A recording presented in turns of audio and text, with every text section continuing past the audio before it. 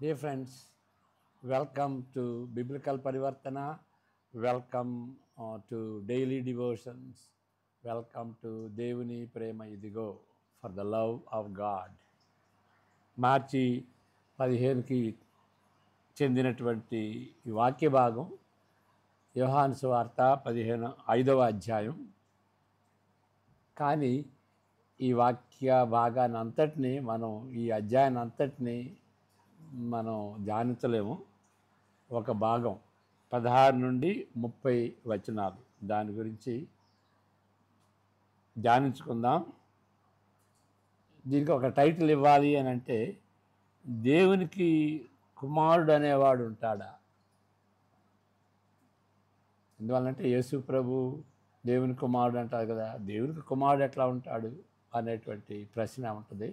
దాని గురించి ఇక్కడ యేసు ప్రభువే విశ్లేషించాడు. దీనికి ముందు మనం ప్రార్థన చేసుకుందాం.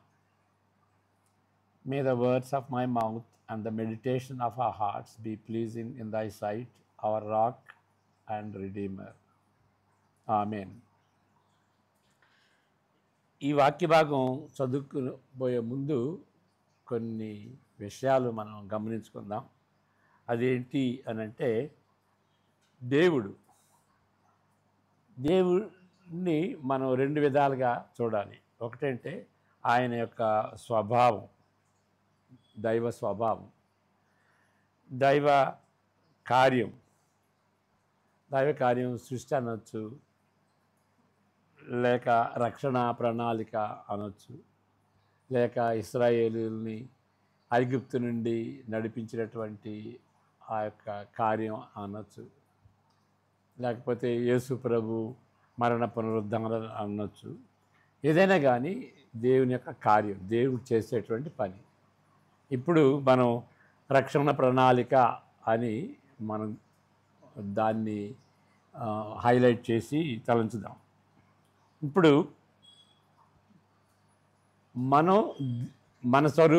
దేవుని స్వరూపంలో మనం చేశాడు. కొంతమంది మన స్వరూపంలో దేవుని చేస్తారు, అది తప్పు. దేవుని స్వరూపంలో మనం చేశాడు అంటే యేసుప్రభుని నమ్ముకున్నప్పుడు దేవుని కుమారులు అవుతాం. ఓకే, దత్తపుత్రాత్మ ద్వారా దేవుని కుమారులు అవుతాం. దేవుడు మనల్ని దత్తగా తీసుకున్నట్టుగా. ఇంకొక విధంగా ఆలోచించాలి అని అంటే, ఎఫెసీ 2లో ప్రజలు అవిధేయులు కాబట్టి అవిధేయ పుత్రులు అని ఉంటుంది. అవిధేయ పుత్రులు అంటే అవిధేయతకు పుట్టిన వాళ్ళని కాదు, వాళ్ళ నకలు, వాళ్ళ యొక్క క్యారెక్టర్, వాళ్ళ యొక్క గుణం అలాంటిది.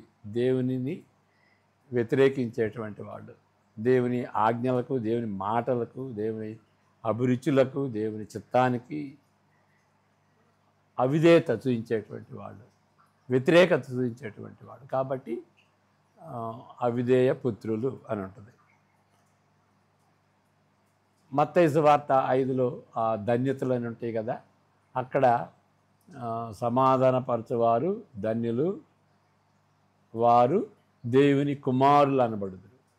కాబట్టి ఒక విషయంలో దేవునితో పోలినటువంటి వాళ్ళం కాబట్టి ఆ విషయంలో దేవుని కుమారులు అని అంటాం. ఓకే, అయితే యేసు ప్రభు సంగతి ఏంటి? యేసు ప్రభుకి దేవుని యొక్క స్వభావం ఉన్నది. కానీ ఈ వాక్య భాగంలో యోహాను సువార్త 5:16 నుండి 30 మనం చూసేటువంటి దానిలో అక్కడ యేసు ప్రభు స్వభావాన్ని గురించి కాదు, పరలోకం నుండి వచ్చాడు. ఎవరు వస్తారు పరలోకం నుండి? దేవుడే వస్తాడు కదా. కాబట్టి దేవుని స్వభావం. కానీ ఇక్కడ మనం చూసేది ఏంటంటే కార్యం విషయం, దేవుని యొక్క కార్యం, దేవుని యొక్క ప్రణాళిక, రక్షణ ప్రణాళికలో ఆయన సబార్డినేట్ అన్నమాట. ఆయన తక్కువ, తండ్రి ఎక్కువ. తండ్రి పంపించాడు, యేసు ప్రభుని పంపించాడు, యేసు ప్రభు పరిశుద్ధాత్మను పంపించాడు. ఓకే. ఆ క్రమాన్ని చూస్తే పని విషయంలో ఒకళ్ళకొకళ్ళు సబార్డినేట్ అన్నమాట. తండ్రి పంపించటం, కుమారుడు విధేయత కావటం. స్వభావం వచ్చేటప్పటికి ముగ్గురు దేవుని యొక్క స్వభావం కలిగి ఉన్నారు. పని వచ్చేటప్పటికి ఒకళ్ళు ఎక్కువ, మరొకళ్ళు తక్కువ. అందువలన యేసుప్రభు ఏమంటాడంటే, నా తండ్రి నాకంటే ఎక్కువ, అంటే పని విషయంలో. ఇప్పుడు ఇంకొక డిఫరెన్స్ ఏంటి అని అంటే, మనం ఒక విషయంలో దేవుడు చేసినట్టు చేయొచ్చు, సమాధానపరచడం ఫర్ ఎగ్జాంపుల్. కానీ యేసుప్రభు అయితే ఏం చెప్తున్నాడంటే ఇక్కడ అన్ని విషయాల్లో సబ్బాతు దినాన యేసుప్రభు స్వస్థపరిచాడు కదా, స్వస్థపరిచాడు. మరి తండ్రి స్వస్థపరుస్తున్నాడు, ఆయన స్వస్థపరుస్తున్నాడు, కాబట్టి ఆయన స్వస్థపరుస్తున్నాడు. కాబట్టి పని విషయంలో సబ్బాతు దినాన దేవుడు పనిచేస్తున్నాడు కాబట్టి, తండ్రి పనిచేస్తున్నాడు కాబట్టి ఆయన కూడా పనిచేస్తున్నాడు అని అర్థం. ఇక్కడ సబ్బాతు యొక్క అర్థం చెప్పట్లేదు ఆయన. సబ్బాతు అంటే పని కాదు, లేకపోతే స్వస్థత అంటే అది పని కాదు అని కూడా చెప్పట్లేదు. తండ్రి పనిచేస్తున్నాడు, నేను పనిచేస్తున్నాను. అంతేకాదు ఈ వాక్య భాగంలో మనం ఏం చూస్తామంటే, ఒక విషయమే కాదు, అన్ని విషయాల్లో దేవుడు ఏది చేస్తాడో అది అన్నిటినీ చేస్తాడన్నమాట. అన్నింటినీ. ఓకే, అన్నింటినీ. సబ్బాతు చేసినప్పుడు తండ్రి ఆయన చేస్తాడు. సృష్టి చేస్తే మరి యోహాను సువార్త 1వ అధ్యాయంలో ఉంటుంది కదా, ఆయన ద్వారా కలిగినది ఏది ఆయన లేకుండా ఏది కలగలేదు. ఓకే, కాబట్టి ఈ సృష్టి అంతా కూడాను ఆయన ఏజెన్సీ ద్వారా, ఆయన ద్వారా, తండ్రి కుమారుని ద్వారా చేశాడు. మరలా ఇక్కడ ఈ వాక్య భాగంలో ఏంటంటే, తండ్రి లేపితే ఆయన కూడా లేపుతాడు. మరణాన్ని నుండి లేపటం, పునరుద్ధానం అంటాం కదా. మరి తండ్రి తీర్పు చేస్తే ఆయన కూడా తీర్పు చేస్తాడు. ఆ వాక్య భాగంలో ఇదన్నమాట. అంటే పనిలో ఆయన పోలి ఉన్నాడు అని అర్థం. కుమారుడు అంటే పోలి ఉన్నాడు. కాబట్టి ఇలాంటి విషయాల్ని మనం అర్థం చేసుకోనకుండా ఏదో బైబిల్లో లేనటువంటి రీతిగా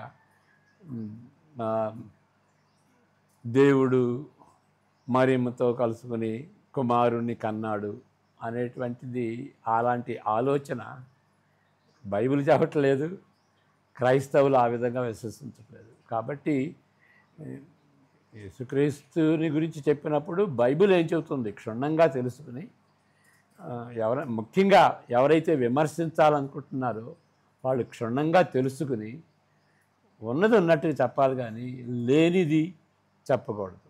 కాబట్టి ఎప్పుడైనా మనం విమర్శించేటప్పుడు కొంచెం మెచ్యూర్ అండర్స్టాండింగ్తో మనం చేయాలి. క్రైస్తవులు చెప్పని దాన్ని వాళ్ళు చెబుతున్నారని వేరే వాళ్ళు, బైబిల్ చదవనటువంటి వాళ్ళు, బైబిల్లో ఉన్నటువంటి అర్థం, గూఢార్థం తెలియనటువంటి వాళ్ళు, బిబ్లికల్ వరల్డ్ వ్యూ లేనటువంటి వాళ్ళు, బిబ్లికల్ వరల్డ్ వ్యూ ఉన్నటువంటి వారిని విమర్శించటం అది పొరపాటు. ఇప్పుడు మనం చదువుకుందాం. యోహాను సువార్త 5వ అధ్యాయం 16 నుండి 30 వరకు. ఎప్పుడైనా సరే మనం బైబిల్ చదువుకోవటం అది టైం వేస్ట్గా మనం ఎప్పుడు కూడా భావించకూడదు. 5:16 ఈ కార్యములను విశ్రాంతి దినమున చేసినందున యూదులు యేసును హింసించిరి. అయితే యేసు, నా తండ్రి ఇది వరకు పని చేయుచున్నాడు, నేనును చేయుచున్నానని వారికి ఉత్తరం ఇచ్చాను.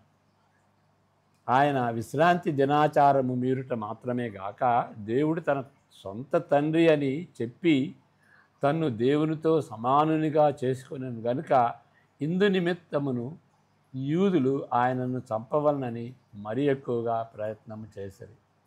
కాబట్టి యేసు వారికి ఇట్లు ప్రత్యుత్తరం ఇచ్చాను, తండ్రి ఏది చేయుట కుమారుడు చూచునో అదే కానీ తనంతట తాను ఏదియూ చేయనేరడు.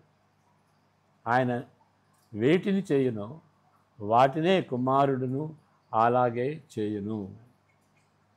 అది చాలా ముఖ్యమైనటువంటి వచనం. తండ్రి కుమారుని ప్రేమించుచు తాను చేయు వాటినెల్లను ఆయనకు అగపరుచుతున్నాడని మీతో నిశ్చయముగా చెప్పుచున్నాను. ఇక్కడ దేవుడు చెప్పటమే కాదు, దేవుడు చూపిస్తున్నాడు. కాబట్టి కుమారుడిగా యేసు ప్రభు చూసినటువంటి వాటిని చేస్తున్నాడు.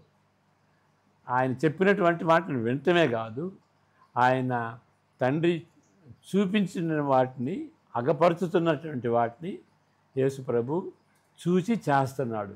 చూడండి ఆ టైట్ కనెక్షన్, తండ్రికి కుమారుకు ఉన్నటువంటి ఆ టైట్ కనెక్షను ఇక్కడ ఈ 5వ అధ్యాయంలో మనం చూస్తామన్నమాట. అన్నీ చేస్తాడు, ఆయన చేసిన దానిలో ఏది మిగలకుండా చేస్తాడు అనేటువంటి విషయం. అది ఆయన చేసిందే చేస్తాడు. ఇంకా అంతకు ఆయన చేసిన దానికి ఎక్కువ లేదు, తక్కువ లేదు అన్నట్టుగా ఉంటుంది. ఆయనకు అగపరుచుతున్నాడని మీతో నిశ్చయముగా చెప్పుతున్నాను. మరియు మీరు ఆశ్చర్యపడినట్లు వీటికంటే గొప్ప కార్యములను ఆయనకు అగపరచును. తండ్రి మృతులను ఎలాగు లేపి బ్రతికించునో అలాగే కుమారుడును తనకిష్టము వచ్చిన వారిని బ్రతికించును. తండ్రి ఎవనికి తీర్పు తీర్చడు కానీ తండ్రిని గణపరచునట్లుగా అందరూ కుమారుని గణపరచవలనని తీర్పు తీర్చుటకు సర్వాధికారము కుమారునికి అప్పగించి ఉన్నాడు. కుమారుని గణపరచని వాడు ఆయనను పంపిన తండ్రిని గణపరచడు. నా మాట విని నన్ను పంపిన వాని యందు విశ్వాసముంచువాడు నిత్య జీవము గలవాడు. వాడు తీర్పులోనికి రాక మరణములో నుండి జీవములోనికి దాటి ఉన్నాడని మీతో నిశ్చయముగా చెప్పుచున్నాను. మృతులు దేవుని కుమారుని శబ్దము విను గడియ వచ్చుతున్నది, ఇప్పుడే వచ్చి ఉన్నది. దానిని వినువారు జీవింతురని మీతో నిశ్చయముగా చెప్పుచున్నాను. తండ్రి ఎలాగు తనంతట తానే జీవము గలవాడై ఉన్నాడో అలాగే కుమారుడును తనంతట తానే జీవము గలవాడై ఉండుటకు కుమారునికి అధికారము అనుగ్రహించారు. మరియు ఆయన మనుష్య కుమారుడు కనుక తీర్పు తీర్చుటకు తండ్రి అధికారము అనుగ్రహించారు. దీనికి ఆశ్చర్యపడకుడి, ఒక కాలము వచ్చుతున్నది, ఆ కాలమున సమాధులలో ఉన్న వారందరూ ఆయన శబ్దము విని మేలు చేసిన వారు జీవ పునరుద్ధానమునకును, కీడు చేసిన వారు తీర్పు పునరుద్ధానమునకును బయటికి వచ్చెదరు. నా అంతట నేనే ఏమీ చేయలేదు, నేను వినున్నట్లుగా తీర్పు తీర్చుతున్నాను. నన్ను పంపిన వాని చిత్త ప్రకారమే చేయగోరుదును కానీ నా ఇష్ట ప్రకారము చేయగోరను గనుక నా తీర్పు న్యాయమైనది. దీని మీద కాసన్ గారు ఏం చెప్పారో మనం విందాం. యేసుక్రీస్తు దేవుని కుమారుడిని ఒప్పుకున్నట్లో అర్థమేమై ఉన్నదో విశ్లేషించే అతి ప్రాముఖ్యమైన బైబిల్ భాగాల్లో ఈ భాగం ఒకటి. పారిశ్రామిక సంస్కృతికి ముందు ప్రీ ఇండస్ట్రియల్ కల్చర్, తండ్రులు చేసే పనులను వారి కుమారులు అనుసరిస్తారు. వంటగాని కుమారుడు వంట పని అలవర్చుకొని వంటగాడుగా అవుతాడు. వ్యవసాయదారుడు కుమారుడు వ్యవసాయదారుడు అవుతాడు. యేసుక్రీస్తు కొన్నిసార్లు దేవుని కుమారులని తన శిష్యులతో చెప్పినప్పుడు తండ్రుల లాంటి పిల్లలే అనే తీరును సూచిస్తున్నాడు. ఇంగ్లీష్లో ఏమంటారంటే like father like the son. ఈ విధముగా సమాధానపరచువారు ధన్యులు, వారు దేవుని కుమారులను పడుదురు అని మత్తయి సువార్త 5:9 యేసు ప్రభు చెప్పినప్పుడు దీని అర్థం కూడా అదే. అంటే ఈ విషయంలో వేరే మాటలో చెప్పిన ఎడల దేవుడే సర్వోన్నతమైన సమాధానకర్త కాబట్టి సమాధానపరిచేవారు ఈ విషయంలో దేవుడు చేసినట్లు వారు చేస్తున్నారు. ఈ విషయంలో అన్ని విషయాల్లో కాదు, ఈ విషయంలో దేవుడు చేసినట్లు వారు చేస్తున్నారు. కాబట్టి ఈ విషయంలో దేవుని కుమారులు అని పిలువబడతారు. అది ముఖ్యం. ఈ విషయంలో అంటే ఆ విషయంలో సమాధానపరిచేటటువంటి విషయంలో దేవుని కుమారులు. ఈ విధంగా తన పని విషయంలో యేసు ప్రభు యోహాను సువార్త 5:17లో తన సంభాషణను ప్రారంభిస్తూ సబ్బాతు దినమున పని చేస్తున్నాడని ఆయనను ప్రశ్నించినప్పుడు ఆయన స్పందన తీరు ఈ విధంగా ఉంటుంది. సబ్బాతు యొక్క నిజమైన అర్థమును గూర్చి వివరించలేదు. అంటే ఆయన స్పందించినప్పుడు ఇక సబ్బాతు గురించినటువంటి వివరణ లేదు. సబ్బాతు పాత నిబంధనలో సబ్బాతు అంటే, క్రొత్త నిబంధనలో అది యేసు ప్రభు ఇచ్చేటువంటి రక్షణ. మత్తయి 11:28లో ఉన్నటువంటి రీతిగా ప్రయాసపడి భారం మోయుచున్న సమస్తమైన జనులారా నా యొద్దకు రండి, నేను మీకు విశ్రాంతి సబ్బాతు ఇస్తానన్నాడు. అది హెబ్రీ 3-4 అధ్యాయాల్లో అదే అన్నమాట. పాత నిబంధనలు ఉన్నటువంటి సబ్బాతు దినం, అంతగా నొక్కి చెప్పబడినటువంటి సబ్బాతు దినం దేన్ని సూచిస్తుందంటే యేసు ప్రభువులో వచ్చేటువంటి రక్షణ అని హెబ్రీ పత్రిక 3-4 అధ్యాయాల్లో చెప్పింది. ఆ విధంగా యేసు ప్రభు చెప్పట్లేదు, దాని అర్థం ఏంటి అని చెప్పట్లేదు. ఆయన చేస్తున్నది నిజంగా పని అని ఆయన సమర్థించుకోవట్లేదు. ఓకే, ఇది పని కాదయా అని కూడా చెప్పట్లేదు. కానీ దానికి బదులుగా తన తండ్రి చేస్తున్న పనినే కొనసాగిస్తున్నాడని ఆయన చెబుతున్నాడు. సబ్బాతు దినమున తండ్రి పనిచేస్తున్నాడు, లేని ఎడల సర్వసృష్టి నిర్వహించే కార్యము ఆపినట్లే. దేవుడు పని చేయకుండా రెస్ట్ తీసుకుంటే సర్వ సృష్టి కూడా కొలాప్స్ అయిపోద్ది. హెబ్రీ 1:3లో చెప్పినటువంటి రీతిగా దేవుడు నిర్వహిస్తున్నాడు, సమస్తాన్ని నిర్వహిస్తున్నాడు అని ఉంటుంది. అదేవిధంగా కుమారుడు కూడా నిర్వహిస్తున్నాడు. కాబట్టి దేవుడు సబ్బాతు దినాన రెస్ట్ తీసుకోవటం ఏంటి అని ఆ విధంగా చెప్తున్నాడు అనమాట. నా తండ్రి పనిచేస్తున్నాడు కాబట్టి నేను పనిచేస్తున్నాను, ఆయన చేసిందే నేను చేస్తున్నానయ్యా. అదేవిధంగా తాను యేసు ప్రభువు కూడా పనిచేస్తున్నాడు అని చెబుతున్నాడు.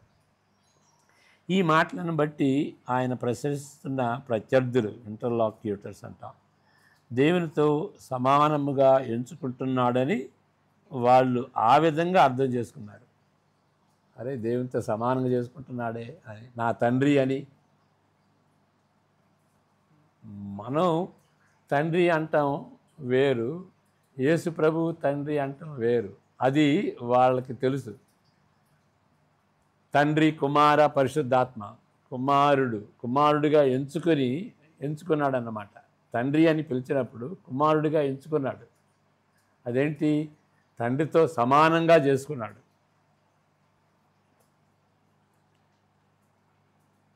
అయినప్పటికీ తప్పనిసరిగా ఒక విషయంలో వారు అపార్థము చేసుకుంటున్నారని చెప్పవచ్చును. యేసు మరొక దేవుడని వారు ఎంచినందున అది దేవదూషణగా ఎంచారు. దేవుడు అక్కడే కదా. ద్వితీయోపదేశకాండం 6:4లో ఉంటుంది. క్షమ అంటారు. యూదులు, నిష్టంగా ఉన్నటువంటి యూదులు ఆ నొసటి మీద చిన్న బాక్స్ పెట్టుకుంటారు. ఆ బాక్సులో చిన్న కాగితం ఉంటుంది. అది ద్వితీయోపదేశకాండం 6:4. కాబట్టి దానికి క్షమ అంటే హియర్, విను అనేటువంటి మాటలతో ఆ వచనం ప్రారంభమవుద్ది. కాబట్టి ఈ నొసటి మీద ఉన్నటువంటి ఆ చిన్న బాక్సును కూడాను క్షమ అంటారన్నమాట. కాబట్టి అది చాలా ముఖ్యం. దేవుడు ఒక్కడే, మరి దేవుడు ఒక్కడే ఆయన పరలోకంలో ఉన్నాడు, ఆయన తండ్రి, ఆయన యెహోవా. ఈయన ఎవరు? కాబట్టి దేవునితో సమానంగా చేసుకోవటం దైవ దూషణ అని అనుకున్నారు. కాబట్టి అది ఆ విధంగా ఎంచటం అది సరైందే. దేవుడు ఒక్కడేనని వారు నమ్ముటలో తప్పే లేదు. దేవుడు ఒక్కడే. యేసు రెండు విషయాలతో స్పందిస్తున్నాడు. మొదటిగా తండ్రిపై ఆధారపడి ఉన్నాడని ఉద్ఘాటిస్తున్నాడు. తండ్రిపై ఆధారపడ్డాడు, ఇండిపెండెంట్గా లేడు. తండ్రిపై ఆధారపడ్డాడు. తండ్రి ఏది చేయుట కుమారుడు చూచునో అదే కానీ తనంతట తాను ఏదియు చేయనేరడు. 19వ వచనంలో మనం చదువుకున్నాం. యేసు ప్రభు వేరొక దేవుని కేంద్రం కాదు. వేరొక దేవుని కేంద్రం అని అంటే ఇప్పుడు అక్కడ దాని అర్థం ఏంటి అని అంటే ఇక్కడ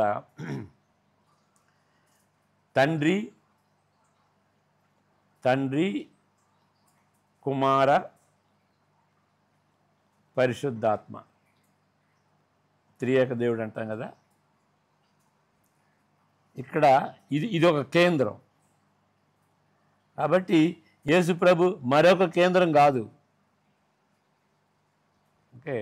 కాబట్టి యేసు ప్రభు కూడాను నేను ఆయనకి వేరుగా ఇంకొక దేవుడిని అనేటువంటిది కాదు. ఆ విధంగా అర్థం చేసుకోనకూడదు. ఆయనకు వేరే కేంద్రం కాదు, దేవుని కేంద్రము కాదు అని అంటున్నాడు. పని విషయంలో అంటే ఫంక్షనల్లీ నేను చెప్పాను కదా, రక్షణ కార్యం అనుకోండి.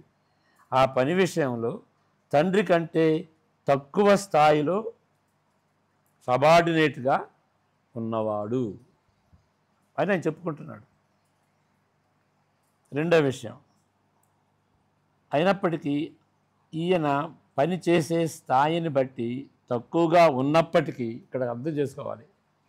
అవును, ఫంక్షన్ అంటే ఆయన పంపించాడు, పని విషయంలో ఆయన తక్కువ, ఫంక్షనల్లీ హీ సబార్డినేట్. కానీ ఇక్కడ కొంచెం డీటెయిల్ అర్థం చేసుకోవాలి. ఈ కుమారుడైతే మనం కూడా కుమారులమే, కానీ ఈ కుమారుడు యేసుప్రభు అయితే తన తండ్రి చేసే ప్రతిదీ చేయగల దానిపై ఆధారపడి ఉన్నది. ఆయన కుమారత్వం ఎట్లా ఉన్నది? ప్రతిదీ చేస్తాడు. So his sonship is dependent on him doing everything that the father does. అది క్రైస్తవులు కొన్ని విషయాలలో దేవుని కుమారులుగా ఉంటారు. యేసు ప్రభు తండ్రి చేసే ప్రతిదానిని చేయగల సమర్థుడైన అద్వితీయ కుమారుడు. అది మన కుమారులే అంటే ఒక్కొక్కరు కుమారులు కాదు, అందరం కలిసి దేవుని కుమారులమే. ఓకే. నా తండ్రి అని యేసు ప్రభు చెప్పినట్టుగా మనం ఇండివిజువల్గా నా తండ్రి అని చెప్పలేం. మన తండ్రి, పరలోకముందున్న మా తండ్రి అని అంటాడు కదా. కాబట్టి యేసుప్రభు అక్కడే నా తండ్రి అని ఆ అద్వితీయుడిగా, యునీక్గా, ప్రత్యేకమైనటువంటి వ్యక్తిగా, అందువలన సొంత తండ్రి ఓకే అని తెలుగులో ట్రాన్స్లేట్ చేశారు. అద్వితీయ కుమారుడు తాను చేయి వాటి నెల్లను చేయను. తండ్రి సమస్తమును సృజించిన ఎడల కుమారుడు సమస్తము సృజించును అని మనం యోహాను సువార్త 1వ అధ్యాయం 2-3లో చూస్తాం. ఇది యోహాను సువార్త. ఈ అధ్యాయంలోని తరువాత వచనాల్లో అంటే యోహాను సువార్త 5వ అధ్యాయం ఈ తరువాత వచనాల్లో తండ్రి వలె మానవులు చావు నుండి తిరిగి లేపును. తండ్రి వలె మానవులను చావు నుండి తిరిగి లేపుతాడు. అంతేకాదు చివరి దినమున ఆయనే తీర్పు జరిగిస్తాడు.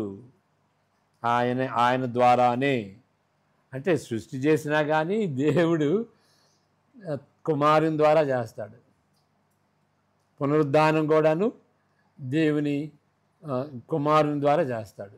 దేవుడు కుమారుని ద్వారా చేస్తాడు. తీర్పు కూడాను కుమారుని ద్వారానే చేస్తాడు. 22వ వచనం మరలా చదువుకుందాం. 5:22 తీర్పు విషయంలో చదువుకున్నా మరలా చదువుతాం. తండ్రి ఎవరికిని తీర్పు తీర్చడు కానీ తండ్రిని గనపరచునట్లుగా అందరూ కుమారుని గనపరచబలని తీర్పు తీర్చుటకు సర్వాధికారము కుమారునికి అప్పగించి ఉన్నాడు. చూసారా, యేసు ప్రభువుని ధిక్కరిస్తాం కానీ యేసు ప్రభు ఆయనే తీర్పు తీరుస్తాడు.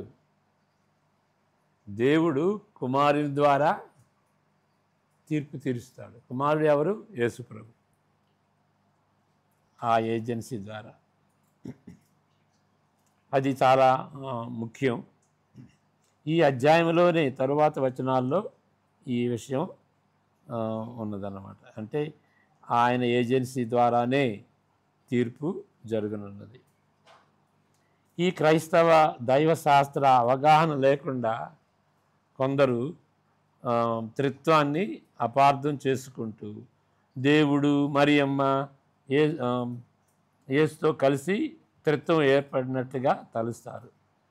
మరియమ్మతో దేవుడు కలుసుకుని సంయోగం, వారి సంయోగాన్ని బట్టి యేసు ప్రభు పుట్టినట్లు తలుస్తారు.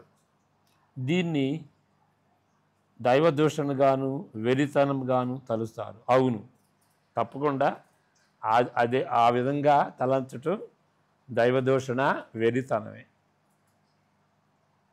కానీ ఈ విధంగా మనము నమ్మం. క్రైస్తవులు ఈ విధంగా నమ్మరు. లేఖనాలు కూడా ఆ విధంగా బోధించవు. వీరు యోహాను 5వ అధ్యాయాన్ని సరిగా అర్థం చేసుకున్నచో బాగుంటును. యేసుక్రీస్తు దేవుని కుమారుడని నేను నమ్ముతున్నాను. It's a credal statement. Yesu ప్రభు దేవుని కుమారుడని నమ్మాలి. ఈ విధంగా కుమారుడు అంటే దాని అర్థం అది. ఇంకా వేరే విశ్లేషణ కూడా ఉందనుకోండి ఈ అధ్యాయంలో, ఇలాంటి విశ్లేషణ. కాబట్టి యేసు ప్రభు గురించి మరి ఇది దీని గురించి మరలా తలంచండి, ఉపయోగకరంగా ఉంటుంది. అన్ని విషయాల్లో తండ్రి చేసినటువంటి అన్ని విషయాల్లో కుమారుడు చేస్తాడు. కాబట్టి ఆ విధంగా తండ్రిని ప్రతిబింబించేటువంటి కుమారుడు అని అర్థం చేసుకోవాలి. ప్రార్థన చేసుకుందాం.